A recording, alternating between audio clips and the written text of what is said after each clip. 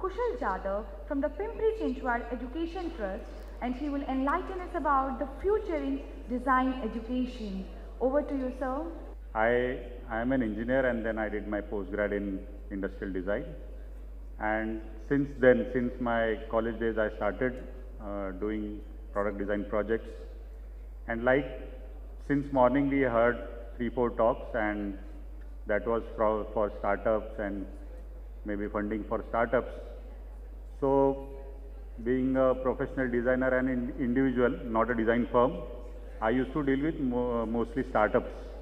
So people who had great ideas, they used to draw a small thing on paper, manufacturers, and they used to come to me and they will ask me to make it into a physical form. So that was my profession earlier, and till date I have completed more than 50-60 projects, ranging from home automation to interior design to automotive design products. First of all, I would like to thank ICT and 𝐾𝐜 Globed for giving this wonderful opportunity to share this place full of academicians and industry people, and also amazing experts in their own topics. Like I said, I'll keep it very short. I have a presentation, but I'll just skip through. I could draw 2-3 conclusions from yesterday's talks, so I will just mention them in bullet points. First is experiential learning. I hope the students are listening in the back. Something interesting, I hope. Yeah, so experiential learning is the first thing. Next takeaway from yesterday's topic is access of students to the industry skills. Third is more efforts in tech infra and exposure to AI. And fourth is less data on my slides and keep a very simple form of communication. So this is where I have the slides. The first slide is of a very old car. It's a concept car, and till date it seems like a future ready product. Okay, so I think next slide. So play the bubble. Yes. So let's say, what is design? Like I said, to define it very simply or in very simple words, the process of design is termed as to plan and to execute. Okay. So whatever you want to design, or somebody says that it has been designed, so it is basically to plan and to execute. Only planning is not design, only execution is not design. So to plan and to execute. This is what a design process looks like. First is empathize. Everybody, I guess, knows empathize is to understand the user and the pain points, like mentioned in the previous presentations.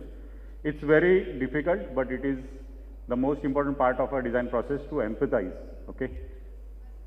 Next, define the pain points, define the problem, define the exact point of the problem. Okay.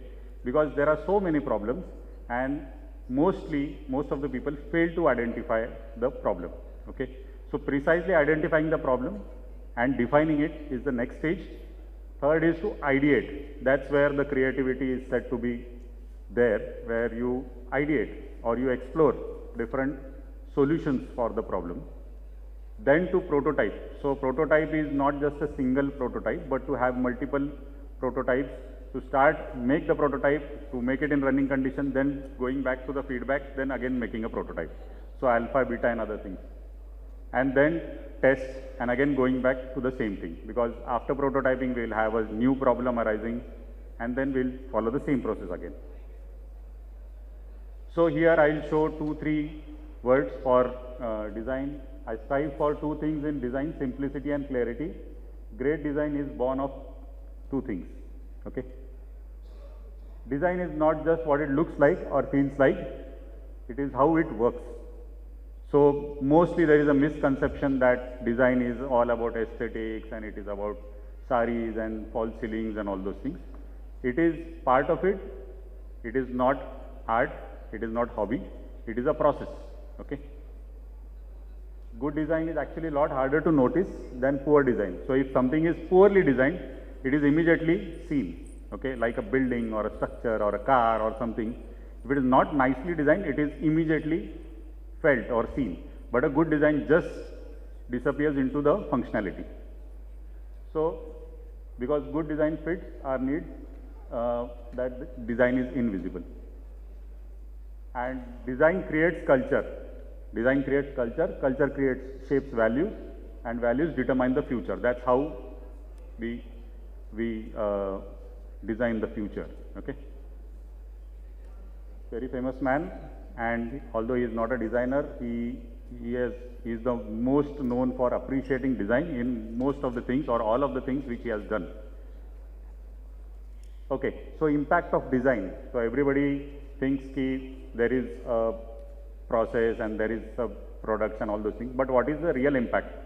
So feasibility, desirability and viability, and the common area between these things is the basis of human-centric design, okay? Okay, so I was supposed to talk about design education, and I'll just quickly run through this presentation. Design teaches empathy. Why do students need design education?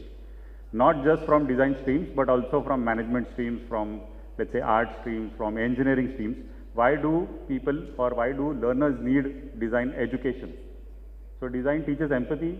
It fosters creativity. It's supposed to be creative. All humans are creative, not just designers or artists, but all humans are creative, okay?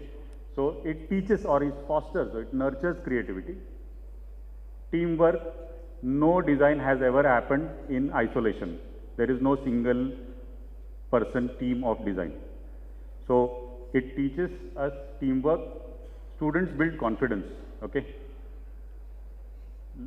Students primarily learn how to solve problems, and the most important thing is design teaches you how to see, okay? So it is a critical mindset which is built upon in the overall design education, and it in turn helps you change the world. Okay, so design learning or design education is, let's say, dissipated or percolated in our system in 2 to 3 different ways. First is primarily design studies, okay? So courses of design happen in different colleges. So that is design studies. Then design thinking. Various engineering management colleges have these courses integrated, which is design thinking. And design and technology. So this is the most commonly heard or seen term, which is design and technology. It is integration of both engineering and design aspects. They are not opposite to each other. Engineering deals with the technology aspect, design deals with the human factors aspect, and both of these streams arrive to a simple thing called as a product. Okay, so just to quickly brief you about start of design education. It started from arts and crafts in Norway in 19th century, 1818, okay? And then UK government 1837, Sweden 1844, and US Rhode Island in 1877. And finally in 1919 we have the German Bauhaus School, which is supposed to be the initiator or the first school to teach modern design. And in 1961 in India we had the National Institute of Design, which is based on the directives of Bauhaus, German.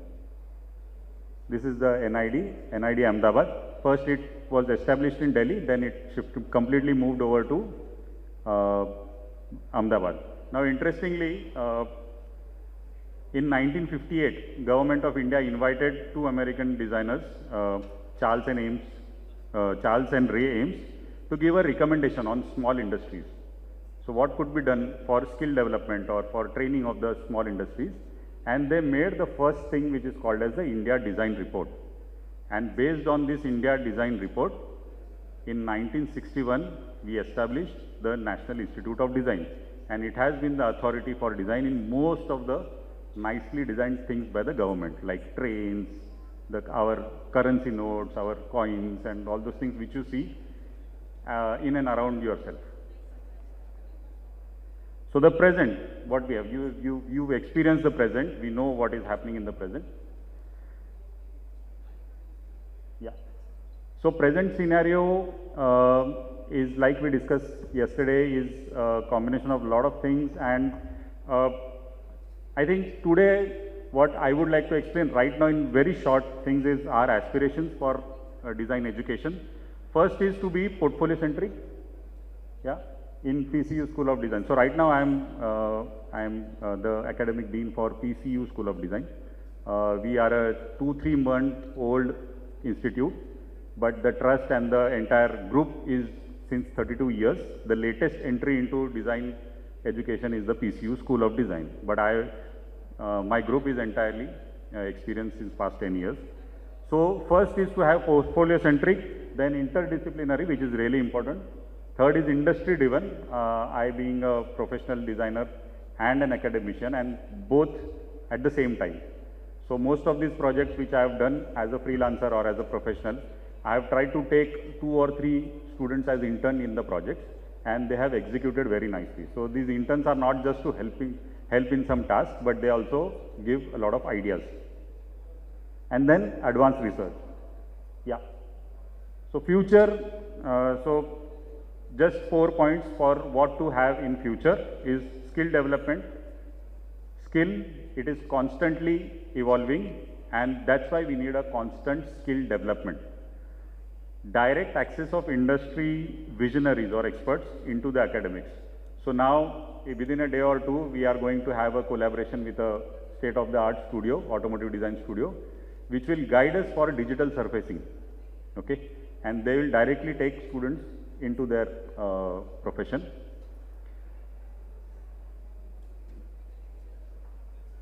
Then creating new avenues for knowledge sharing. Knowledge sharing is basically semester abroad programs, internship programs, educational tours. Investing more on research and technology, like we discussed yesterday about the AI, AR, VR. So these are already now percolated in the colleges, and there are teachers or faculty members who are now being trained in these domains. And experiential learning. This is again the very important thing which we have right now.